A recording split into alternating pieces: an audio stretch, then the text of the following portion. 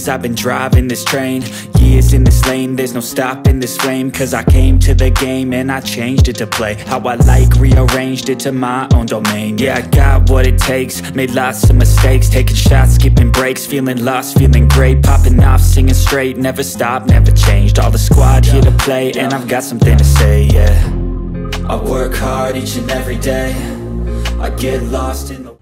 So next tayo sa unit ni Sir Gorgonio. Testing natin dito sa mag-barrel indexing muna ako. Yan, hindi pa naka-barrel indexing. So testing ko muna dyan sa 25. Uy. Tapos ililipat ko sa dun sa 40. Yan. Kasi nandun sa dulo is 49 something. Dito 40 ko siya i-testing dyan.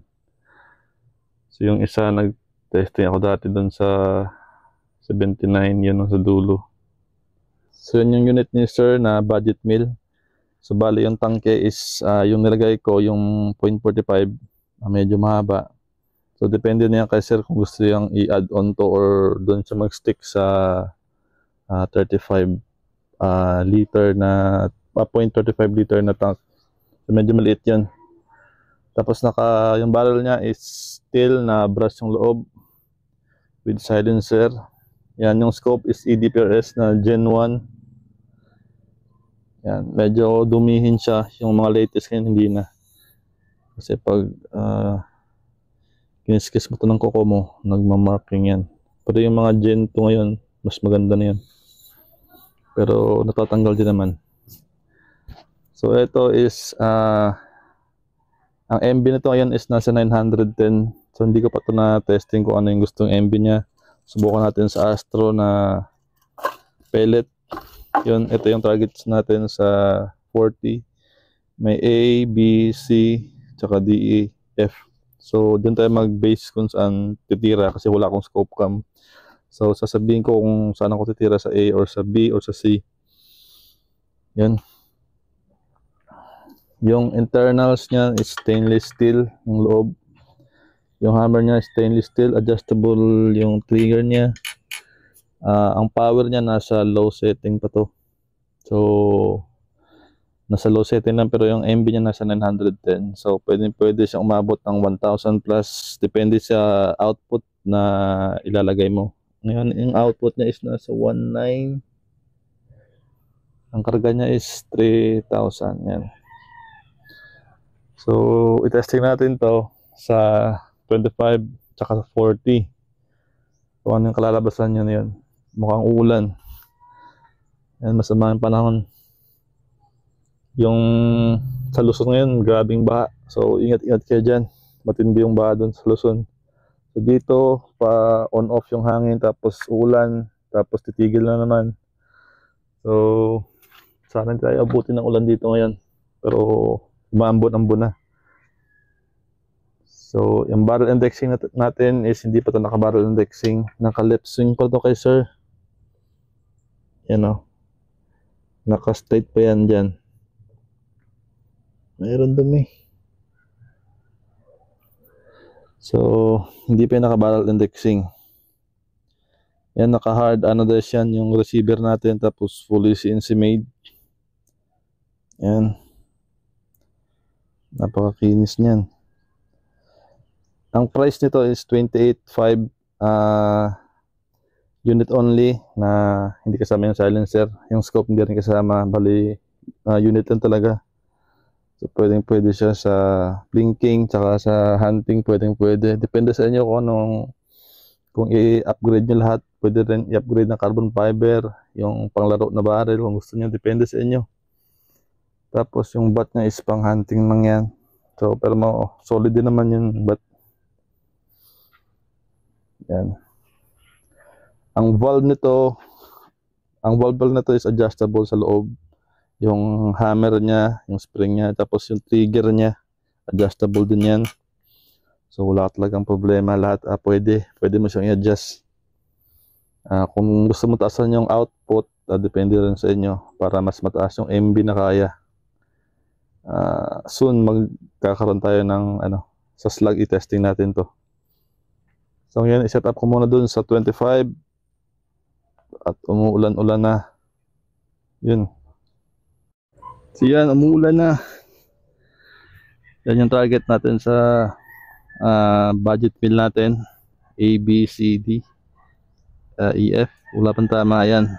Pero umuulan lang. Let's go na. Balik tayo dun sa dulo. So yun, testing ko na siya sa 25 meters. Pero no need na siyang i-barrel indexing kasi yung tama niya nasa gitna talaga. Lang dito slanting ng konti kasi yung tama dun is malayo. Tataas niya mga damo kaya hindi siya makita.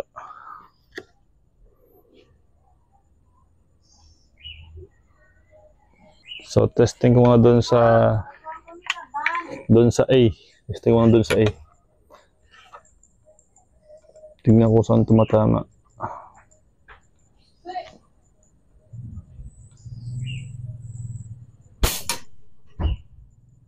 Sa taas.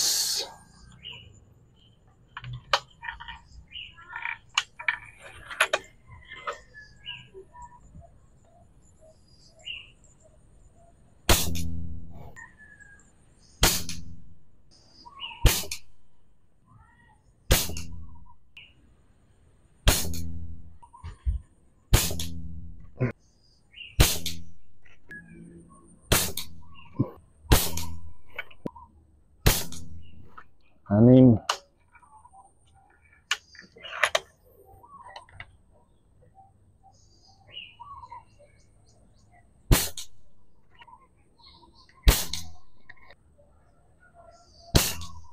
Siyam.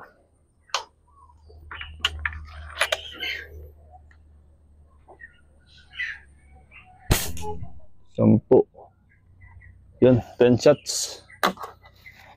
So, patalain natin yung ulan bago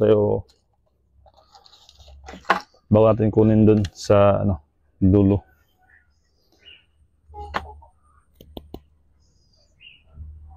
Pwede pa siguro ito mahabol kasi hindi pa umuulan gaano. So, tingnan natin dun nang walang cut. Yan, budget meal. Astro yung gamit natin na pellet. So, yun, ang 25. Dun yung 40 sa dulo. Yun.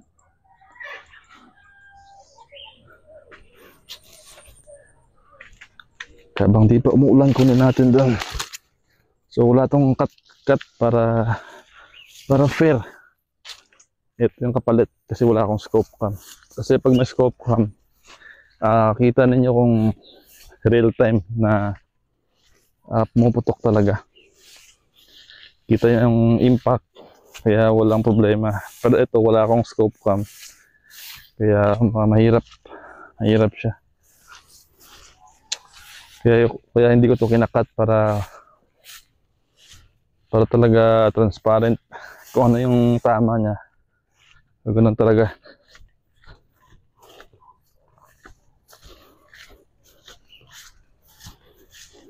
Yan. Yan yung unang testing natin. Ito yung 10 shots. Late lang yan. So, tingnan natin dun. Tanggalin natin to. Iwan natin tong isa. Pag-practice natin.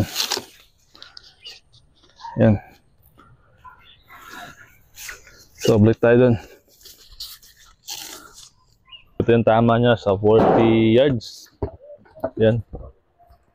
Ito yung testing ko kanina sa 5. 6 pala to. Yan. So, nung na-confirm ko na yung tama niya, dito na ako nag-adjust. Bali 10 shots to sa sa 40. Po tayo ng reference. So, ito is 25 cent. Yan. 25 cent. Tingnan natin dun kung makaka-cover. So, merong isa na nasa labas. Tuwid lang natin. So, yan. Meron isang nasa labas. Yan. 25 cents sa 40 yards. Yan sa C. So walang tamang iba dyan. So yun lang yung tama niya talaga sa unang-unang testing ko. Saka ito, 10 shots to. Yan. So kung sa plinking or sa hunting sa backyard, so pwede na. So ganito kalaki yung tama niya sa 40. So depende pa yan yung setup niya kung gusto niyang baguhin. Pero yung MB ngayon ito is nasa 909, 910, 908, ganun lang. So hindi siya gaano kataas, hindi rin gaano kababa. Nasa saktong lang, nasa saktong level lang. So yun, next tayo sa isang unit ulit. I-testing din natin yun kasi inaantay na rin yan. So yun yung testing sa unit ni Sir Gorgonio na Woodstock na GoCo. 28K ang standard lang, 28.5 yung standard nito sa ating market sa ngayon. Yan. Yun lang. Bye.